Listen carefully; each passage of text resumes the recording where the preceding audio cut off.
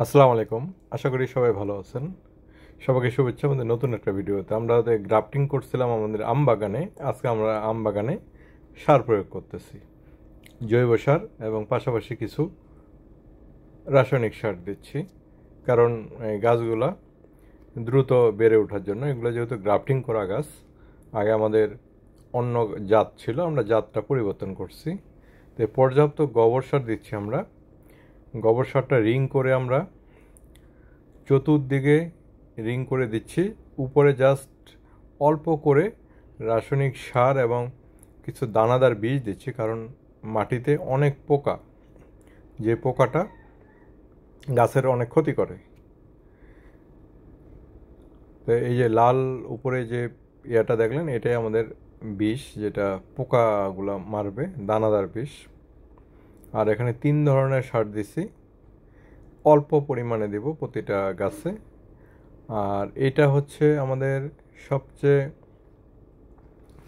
মানে এই সারটা আমরা ব্যবহারে করি না, এটা আমরা দিব এখন শুধু গাছগুলা একটু দ্রুত বৃদ্ধি পাওয়ার জন্য, কারণ অনেক পাতা দিচ্ছে, যেহেতু এগুলো গ্রাফটিং, বড় গাছে গ্রাফটিং করছি। এই যে সার দেওয়ার পরে আগে আমরা গোবর সারটা রিং করে দিয়ে দিচ্ছি, ওর উপরে আমরা জৈব সারটা দেওয়ার পরে এই মাটি দিয়ে আবার ঢেকে দিচ্ছি।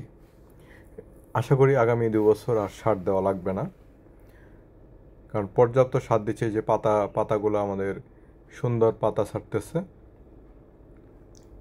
পর্যাপ্ত সার দেওয়া আছে। দেখেন, এগুলো কিন্তু শুধু সার, গোবর, জৈব সার। এর উপরে আমরা সামান্য কিছু রাসায়নিক সার দিচ্ছি। আগামীতে ইনশাল্লাহ আমরা এই বাগান থেকে আম পাবো। আমাদের এখানে 150টা গাছ আছে। এটা হচ্ছে বেনানা জাতের আমটা। এটা খুবই সুস্বাদু এবং দেখতে অনেক সুন্দর। আর আগে আমাদের ছিল এটা অন্য একটা জাত, সেই জাতটা আমাদের কাছে ভালো মনে হয়নি, তাই আমরা এটা টপ চেঞ্জ করছি। মানে এই যে জয়েন্টটা দেখেন, এখানে জয়েন্ট, এই যে খুব সুন্দর জয়েন্ট হয়েছে এবং পর্যাপ্ত পাতা এবং ডালপালা ছড়াচ্ছে। আশা করি আগামী 2-3 মাসের মধ্যে গাছগুলা পাতা দিয়ে ভরে যাবে। সার দেওয়াটা আমরা খুব সুন্দর করে দিচ্ছি, অল্প করে আমরা এই রাসায়নিক সারটা দিচ্ছি। আমরা চেষ্টা করতেছি যে জৈব সারের উপরেই আমরা এই ফসলটা করব। তো যেহেতু আমরা এই গ্রাফটিং করছি, গাছে অনেক ধকল গেছে, পুরো টপ চেঞ্জ করে দিছি। পুরো টপ চেঞ্জ করার পরে গ্রাফটিং করছি। গ্রাফটিংগুলো আসলে যেহেতু বড় গাছে গ্রাফটিং, যা আমাদের আলিফ, ও ট্রাই করতেছে সারগুলো ঢেকে দিতে। এই যে আমরা মূলত নিজেরা এগুলো করতেছি, কারণ এটা শখের বাগান। এখানে বাণিজ্যিক আমাদের কোনো কিছু না। আম গাছ লাগাইছি, আম গাছে নিজেরা খাবো, অবশিষ্ট যদি থাকে বিক্রি করার মতো বিক্রি করব। মূলত নিজেদের সময় কাটানোর জন্যে আমরা এই বাগানটা মূল করার উদ্দেশ্যই হচ্ছে আমরা এখানে অবসর সময়ে কাজ করব এবং নিজেদের কিছু চাহিদা, ফল শাকসবজির চাহিদা পূরণ করার জন্য। এগুলো হচ্ছে আগের যে মাতৃ গাছ ছিল, এটার মানে কিছু ডালপালা বেরোয়েছে, ওগুলো আমরা ছাঁটাই করে দিই, কারণ আমরা চাচ্ছি যে বেনানা যেটা আমরা গ্রাফটিং করছি এটা যেন বৃদ্ধি পায়।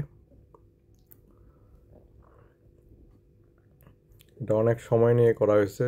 গাছের আশপাশের যত মানে ঘাস টাইপের আগাছা, এগুলো সব পরিষ্কার করে সাইডে রেখে আমরা করছি। এই পাশে আমাদের কমলা এবং মালটা, অল্প কয়েকটা গাছ, প্রচুর কমলা ধরছে। এটা চায়না কমলা, দেখেন প্রচুর ধরছে, কোনো ধরনের যত্ন করা হয়নি, তারপরে প্রচুর ফল গাছে আছে। এটা চায়না কমলা। পাশে কয়েকটা মালটা গাছ আছে। কমলাটা যেহেতু লেটে হয়, ডিসেম্বর দিকে হবে, ডিসেম্বর জানুয়ারির দিকে হয়তো।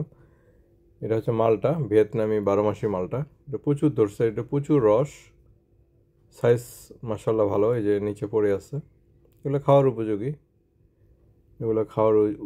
এগুলো ম্যাচিউরড হয়েছে।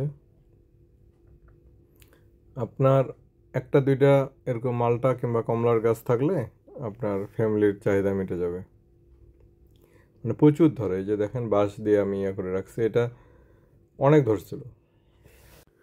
ভালো থাকবেন সবাই, আসসালামু আলাইকুম।